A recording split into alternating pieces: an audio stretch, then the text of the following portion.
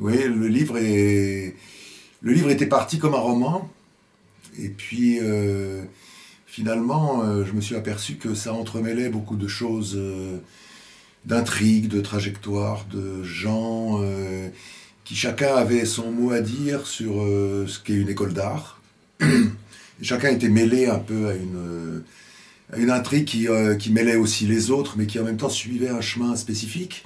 Et donc plutôt qu'un roman avec un fil fort, conducteur, qui mène du début jusqu'à la fin, j'ai préféré, peut-être aussi pour rendre compte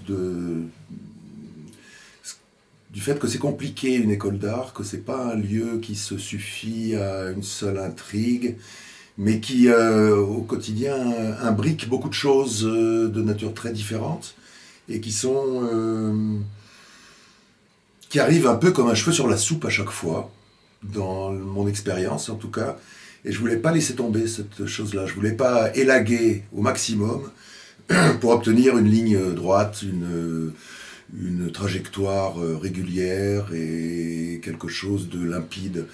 Je voulais pas sacrifier tous les à côté, toutes les choses parasitaires qui pouvaient venir se greffer, s'agglutiner avec cette idée que l'unité de lieu, c'était l'école, elle est toujours là, elle est toujours présente dans sa géographie et dans le climat aussi, puisqu'il neige du début à la fin.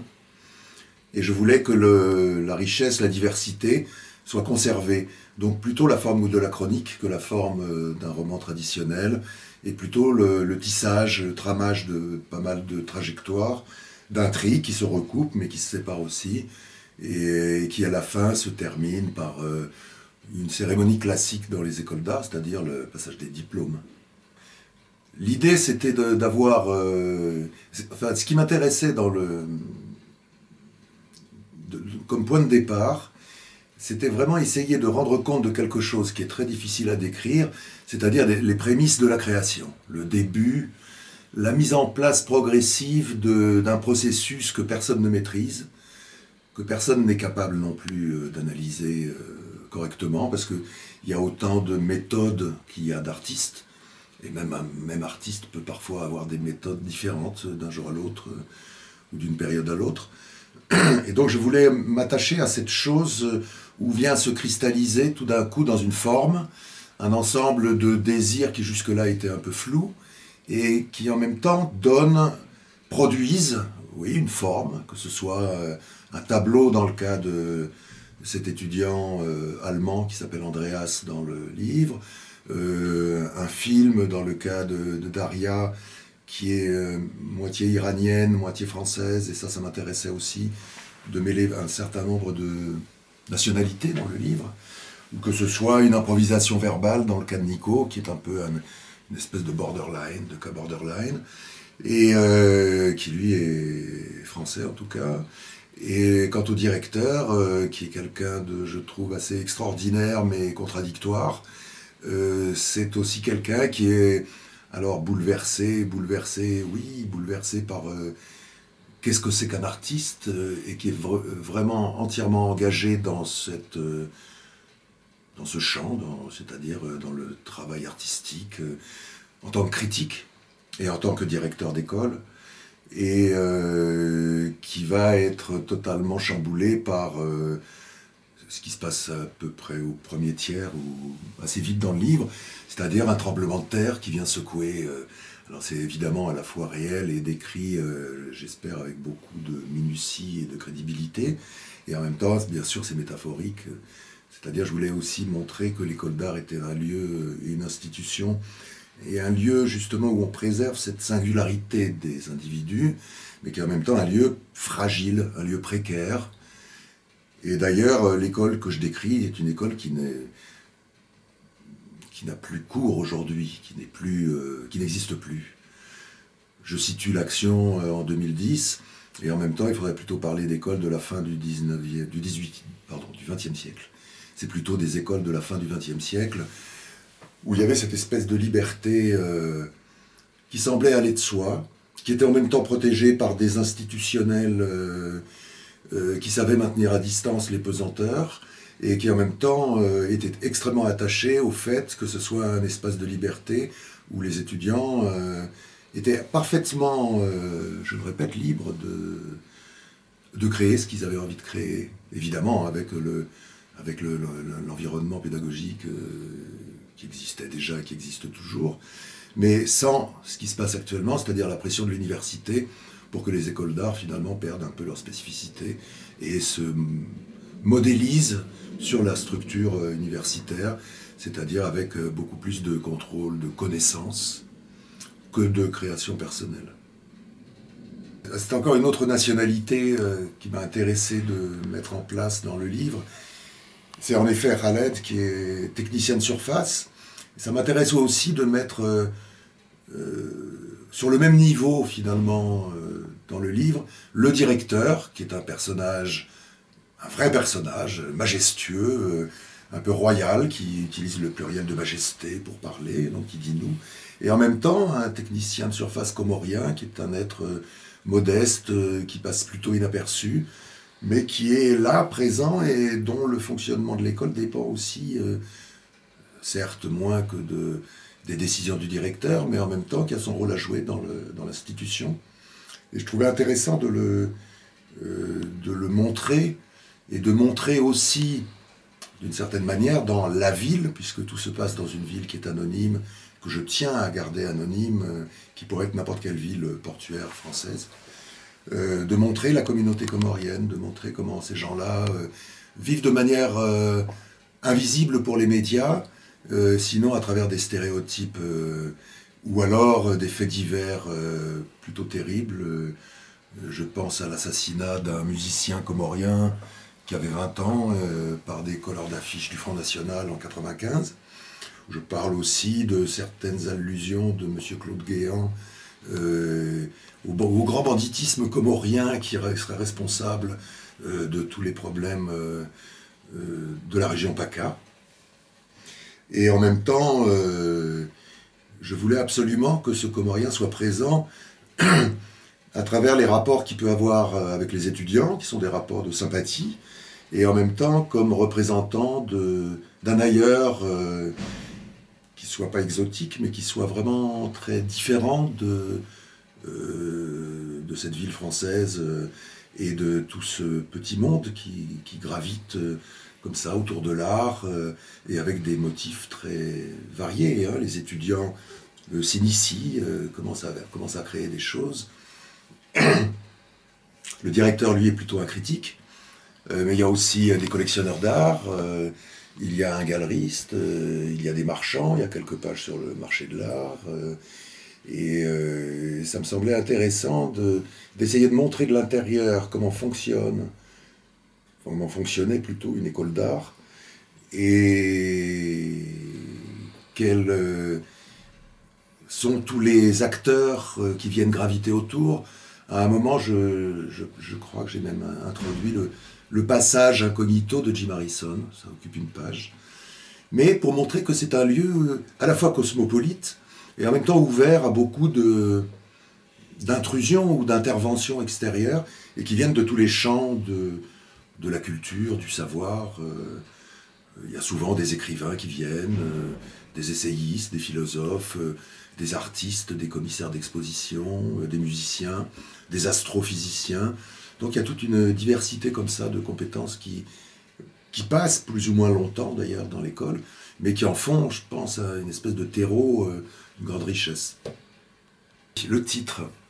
Bon, Good Vibration, c'est un morceau des Beach Boys qui date de 1966, et qui est donc un morceau très très ancien, mais qui est en même temps célèbre. Je pense que tout le monde le connaît, tout le monde l'a entendu, tout le monde l'a sifflé, tout le monde l'aime ou le déteste, mais on n'est pas indifférent à ce morceau-là. L'idée, c'était que toutes ces bonnes vibrations que je viens d'évoquer, comme si c'était un lieu idyllique, comme si l'école d'art était un lieu idyllique, sont pas simplement des bonnes vibrations, mais il y a aussi des gens qui haïssent profondément ce qui peut se passer dans une école d'art, des gens qui se haïssent profondément entre personnes, des haines de personnes, mais aussi des haines pour des communautés, des haines pour des activités. Donc on n'est absolument pas dans une sorte de paradis éternel, et en effet, Khaled disparaît un jour, Tous les étudiants sont convaincus qu'il a été viré par la direction ou par la ville. Et on apprend petit à petit, assez rapidement d'ailleurs, que ça n'est absolument pas le cas, mais qu'il a sans doute été assassiné, parce qu'il n'est pas retourné aux Comores, parce qu'il n'est pas revenu à l'école, parce que son appartement reste vide. Et c'est la communauté comorienne qui entreprend des recherches et qui finalement va retrouver en effet son corps dans un lieu plutôt sordide. Et on apprendra un peu plus tard qu'il s'agit d'un crime raciste qui a été perpétré par quelqu'un qui travaille à l'école d'art d'ailleurs. Bon, chose que je n'ai jamais vécue. J'ai vécu des choses assez étranges, mais je n'ai pas vécu ça dans l'école d'art où je travaille. Et donc il y a cette trame policière qui est là et qui met l'école en émoi parce que c'était une personne que tout le monde côtoyait, que tout le monde connaissait. Et ça va jusqu'à modifier non seulement le travail des étudiants, qui tous vont pas tous, mais en tout cas quelques-uns, ceux qui m'intéressent, vont se mettre à produire des œuvres qui vont être liées d'une manière ou d'une autre à Khaled. Et il se trouve que Khaled jouait, quand il était aux Comores, il jouait dans un groupe, alors là je l'ai appelé un groupe de rock funk, je crois, de psyché funk, je ne sais plus, de disco funk, voilà. Un groupe de disco funk, et qui en hommage aux Beach Boys, s'était intitulé Good Vibrations. Voilà. Et par-delà ça, il y avait l'idée qui me semblait importante, d'essayer de caractériser par des vibrations plus ou moins bonnes, plus ou moins agréables ou désagréables, ce qui se passait aux Beaux-Arts. Par exemple, il y a un tremblement de terre qui est vu par deux protagonistes différents, donc à la même heure, mais vu sous deux angles différents, qui correspond à des vibrations, en effet, de la croûte terrestre, mais qui en même temps font vibrer toute l'école et menacent de la détruire. Et les vibrations, c'est aussi quelque chose dont un étudiant, Andreas, parle pour caractériser son travail de peintre. C'est-à-dire qu'il a le sentiment d'être une espèce de corps qui se met à vibrer au diapason de quelque chose qui le traverse et qui finalement se retranscrit sur sa toile en tant que peinture. Et il y a aussi Daria qui est une jeune étudiante extrêmement empathique, donc qui vibre souvent à l'unisson de quelqu'un d'autre, l'unisson d'une personne, ce qui ne veut pas dire qu'elle tombe amoureuse comme un cœur d'artichaut, mais elle a simplement cette manière d'être qui fait qu'elle est totalement réceptive à ce qui peut se dégager d'une autre personne, et elle se trouve comme ça dans une position centrale, extrêmement réceptive aux vibrations qui émanent des autres, et elle formule de cette manière-là d'ailleurs. Donc le terme de vibration pour moi, c'était pas simplement la chanson des Beach Boys, et personnellement moi que j'aime beaucoup, et la présence de la musique qui est forte dans le livre, parce qu'il y a aussi la Panthère Rose, le thème de la Panthère Rose qui revient régulièrement, chanté par une chorale d'étudiants, ou de temps en temps par le directeur aussi, qui rentre dans la chorale. Mais il y a aussi toute cette idée de vibration, de nature vibratoire, comme ça, de l'école, et peut-être, c'est peut-être ce terme-là qui pourrait caractériser mieux, au mieux en tout cas, c'est cette atmosphère, ou ces atmosphères qui règnent dans l'école d'art. Voilà pourquoi j'ai choisi le titre de Good Vibrations. Oui. Je ne sais pas comment le dire, good vibration, Good Vibrations, on fait comme on veut. Il y a un Coréen qui a fait l'école de police de Séoul, et qui devient étudiant, brillantissime, à l'école d'art. Et il y a des trajectoires, surtout, chez les étudiants dont je parle, qui sont très très étranges. Des étudiants qui, avant, peuvent avoir fait, je ne sais pas, qui ont un certificat de chaudronnerie, ou qui ont fait des études de médecine, ou encore d'architecture, de sociologie, et qui tout d'un coup viennent chercher quelque chose des espèces de vibrations différentes dans une école d'art, et l'apprentissage de quelque chose sur lequel on ne peut pas mettre d'autre nom que l'art, et qui en même temps est une sorte d'innommable, quelque chose de difficile à comprendre, difficile à expliquer et qui éveille beaucoup de fantasmes, je crois. Je crois que les écoles d'art, c'est quelque chose qui éveille beaucoup de fantasmes chez les gens qui ne les pratiquent pas. Alors ça va du joyeux bordel 68 arts à l'impression que c'est une énorme partouze permanente, ou le sentiment que des libertés indues s'y exercent, ou que c'est une espèce de territoire de non-droit, ce qui n'est absolument pas le cas, mais en même temps avec, je le répète, au centre de ces institutions, quelque chose qui est très étrange, qui est quelque chose de... le début d'une démarche artistique, voilà, on ne peut pas le nommer autrement. Et c'est peut-être ça que j'ai essayé d'explorer dans le livre, à travers tout un kaléidoscope de personnages, et ce directeur qui, lui, évidemment, va être complètement perturbé par ce qui lui arrive, à la fois le tremblement de terre, à la fois les problèmes dus à une tempête de neige spectaculaire, et la disparition de Khaled, et le fait qu'il va apprendre que Khaled a été assassiné, alors que lui-même a menti sur cette disparition. Et donc il va partir dans une espèce de périple autoroutier à travers la France, solitaire et peuplé d'images multiples, dont je ne dirai pas davantage. Alors il y a une dimension politique à travers la présence de Khaled, à travers la présence des Comores. Le burlesque, je ne sais pas si c'est burlesque, je sais que c'est quelque chose qui vient mettre toujours en cause un ordre trop, en tout cas dans ce que j'écris, un ordre peut-être trop limpide, trop précis, et qui vient le déséquilibrer. Et donc ce qui vient déséquilibrer, ça peut être une digression, ça peut être une sorte de description minutieuse aussi, qui vient déséquilibrer et peut-être même arrêter d'une certaine manière le cours de la fiction.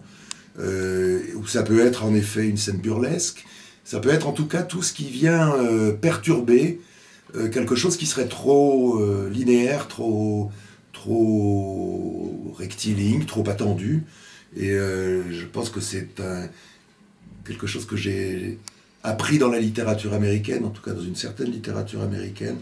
Je pense plutôt à Pynchon, dans l'art de la digression, dans l'art du burlesque, son goût pour le burlesque aussi, son goût du gag, à l'intérieur d'intrigues qui sont plutôt des intrigues sombres, noires.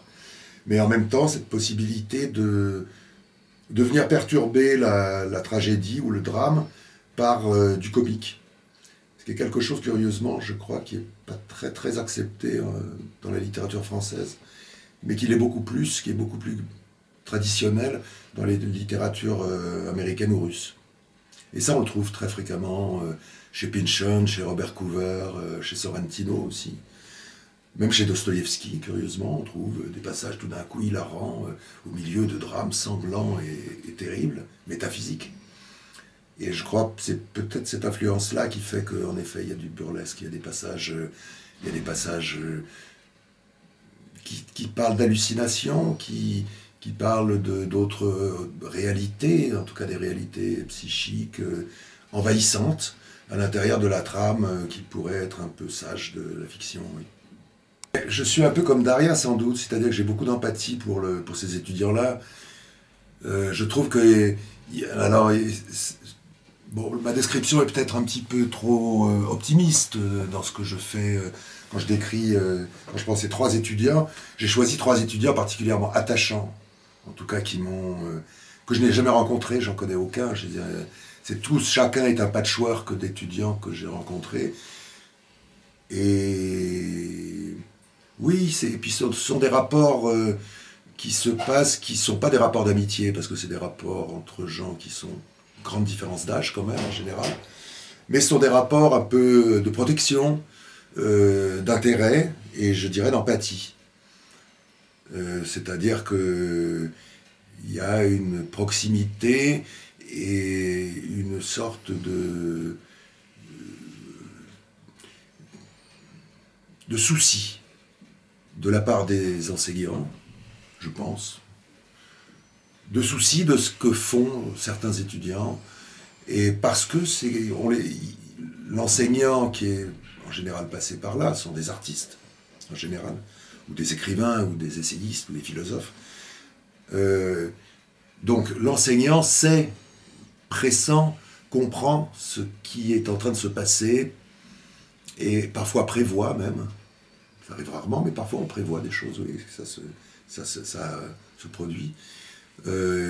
Il pressent, il devine ce qui est en train de se passer chez un étudiant, et donc il y a une grande tendresse à certains moments, et ça dure le temps, évidemment, du cursus, mais il y a quand même quelques étudiants qu'on continue de voir, enfin, régulièrement, dont on suit les travaux.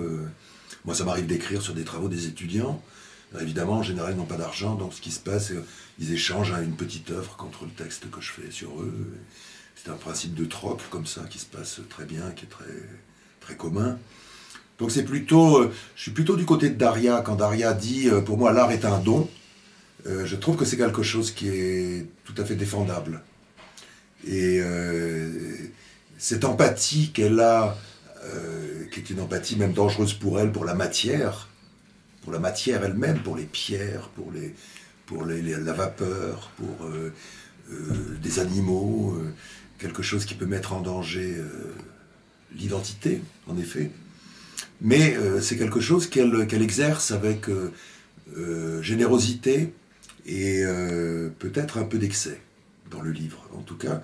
Mais elle a cette grande qualité d'être, en effet, d'une générosité incroyable par rapport aux gens qu'elle rencontre, qui parfois ne se rendent même pas compte, d'ailleurs. Ce qui est dommage pour eux.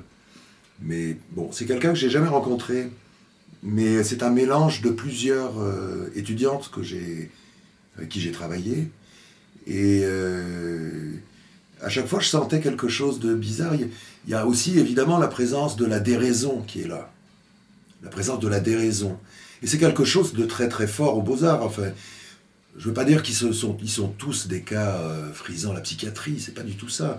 Mais en même temps, dans le processus de création, il y a quelque chose de...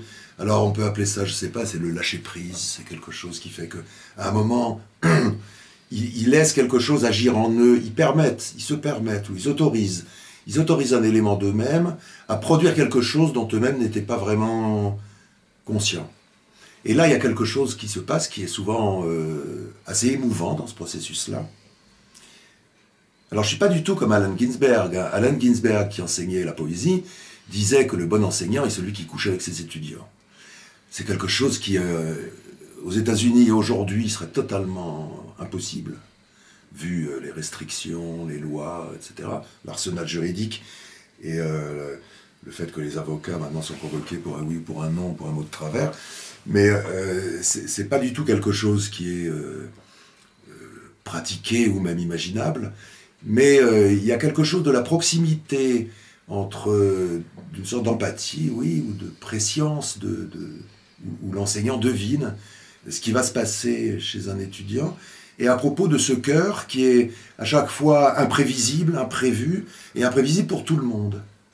À la fois pour l'étudiant, un petit peu moins peut-être pour l'enseignant, mais j'espère en tout cas pour le lecteur du livre. Bon, l'assassin laisse une lettre derrière lui, pas une lettre d'ailleurs, un texte sur son ordinateur, et il se confie en disant que pendant quelques jours, il a été le premier criminel conceptuel du monde, parce qu'il a absolument prévu toutes les circonstances de son crime futur. Il a absolument tout noté, il a fait beaucoup de dessins, beaucoup de schémas, il a vérifié les emplois du temps de tout le monde. Il s'est procuré tout ce qu'il fallait pour mettre en œuvre son projet.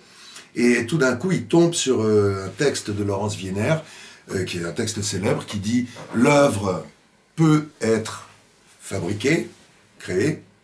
Ça, c'est numéro 1, phrase numéro 1. Phrase numéro 2, « L'œuvre peut ne pas être créée ». Et phrase numéro 3, « L'œuvre peut être créée par quelqu'un d'autre ». Bon. Et quand ce personnage qui s'appelle Aimé Cradulet découvre ce texte de Laurence Wiener, il se dit « mais c'est tout moi ». Sauf que je ne suis pas un artiste, mais je suis simplement un criminel conceptuel. Puisque tout a été absolument prévu, prémédité, écrit, organisé, il n'a plus besoin d'accomplir l'œuvre. De même que Laurence Wiener n'a pas besoin d'accomplir l'œuvre qu'il a déjà, dont il a établi le protocole sur une feuille de papier. Et ce qui se passait, c'est que c'était la feuille de papier qui se vendait, l'œuvre éventuellement aussi, mais c'était surtout chez les artistes conceptuels, c'était comme ça que ça se passait. Et pendant quelques jours, voire peut-être une semaine, Aimé Cradulet, il reste l'artiste criminel conceptuel. Je pensais évidemment un petit peu à de l'assassinat considéré comme un des beaux-arts de De Quincy, en écrivant ça, même si je ne l'ai pas cité. Je serais content qu'on lise ça à la fois comme un livre, un roman documenté et en même temps entièrement fictif. Que ce soit à la fois un roman politique et un roman burlesque, un roman d'amour et un roman de haine aussi, par rapport à certains personnages. Et puis, il y a beaucoup de chapitres où je me suis énormément amusé. Je pense au diplôme de cet étudiant japonais, lui il est japonais, qui se passe très très mal pour lui, et il est convoqué par le jury dans la salle de réunion du jury. On lui annonce qu'il n'a pas son diplôme, et cet étudiant entame à ce moment-là la deuxième partie de son diplôme, qui est 100 fois plus intéressante, dangereuse et peut-être sanglante que la première. Et il outrepasse d'une certaine manière toutes les règles classiques du diplôme, puisque sans prévenir, il entame la deuxième partie, alors que dans le rituel habituel c'est terminé, il y a juste à donner le résultat, mais lui a décidé que la deuxième partie aurait lieu à ce moment-là. Et je crois que j'ai écrit un peu mon livre comme ça, c'est-à-dire il peut y avoir des passages qui peuvent sembler relativement classiques, relativement attendus, et qu'en même temps ils sont souvent perturbés ou développés ou remis en cause, remis en question par des moments, des pages qui sont beaucoup plus inattendus, qui tiennent de l'hallucination, du chaos, du désordre, voilà, c'est ça, de choses qui vont amener le livre ailleurs, qui emmènent la fiction ailleurs.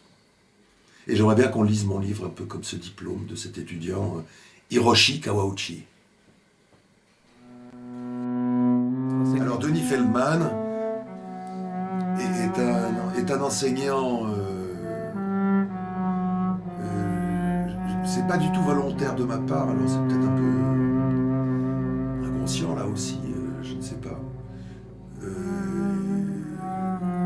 n'es pas le seul à me l'avoir dit. Mais je n'ai absolument pas considéré que c'était un autoportrait évident, c'est plutôt comme quand un peintre, je pense à James Ensor, voilà, James Ensor, le peintre belge, lorsque dans son entrée du Christ à Bruxelles se représente lui-même sous forme d'un masque grimaçant dans un coin, c'est peut-être un peu ça.